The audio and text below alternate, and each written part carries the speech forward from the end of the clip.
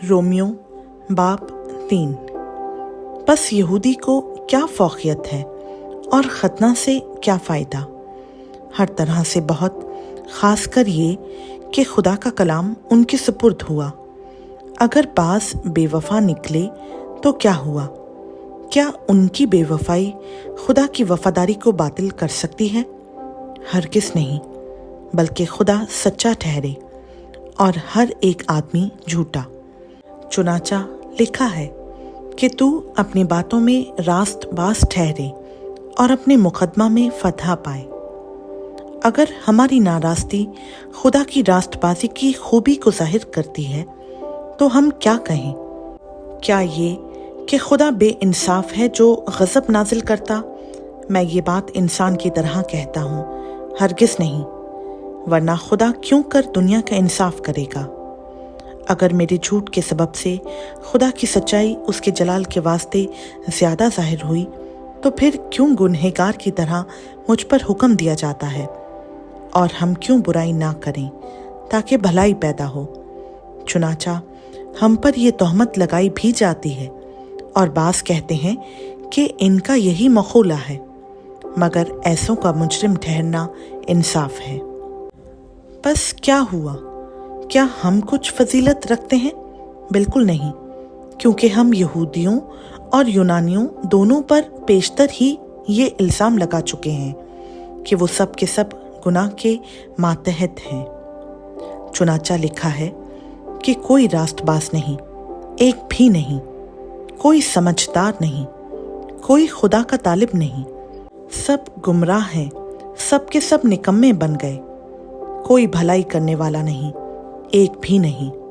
उनका गला खुली हुई कब्र है, उन्होंने अपनी जुबानों से फरेब दिया, उनके होंठों में सांपों का जहर है, उनका मुंह लानत और कड़वाहट से भरा है, उनके कदम खून बहाने के लिए तेज रो हैं, उनकी राहों में तबाही और बदहाली है और वो सलामती की राह से वाकिफ ना हुए।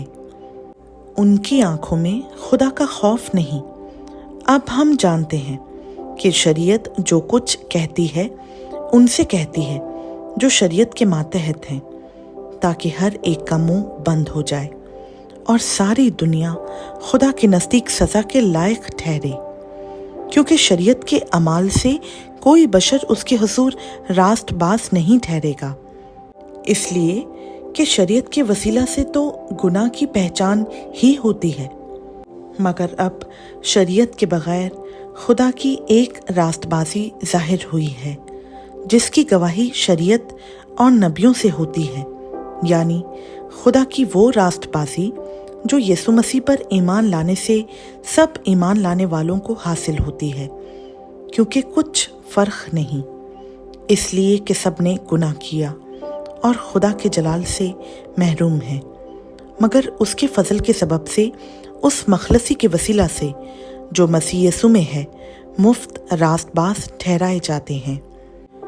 उसे खुदा ने उसके खून के बाइस एक ऐसा कफारा ठहराया जो ईमान लाने से फ़ायदेमंद हो, ताकि जो गुनाह पेशतर हो चुके थे और जिनसे खुदा ने तहम्मुल करके तरह दी थी, उनके बारे में वो अपनी रास्तबाजी ज़ाहिर करे, बल्कि इसी वक्त उसकी रास्तबाजी ज़ाहिर हो, ताकि वो खुद भी आदिल रहे और जो यीशु पर ईमान लाए उसको भी रास्तबाज ठहराने वाला हो। बस फ़ख्र कहाँ रहा? इसकी गुंजाइश ही नहीं। कौन सी शरीयत के सबब से? क्या अमाल की शरीयत से?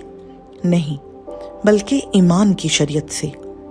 चुनाचा हम ये नतीजा निकालते हैं कि इंसान शरीयत के अमाल के बगैर ईमान के सबब से रास्तबाज ठहरता है।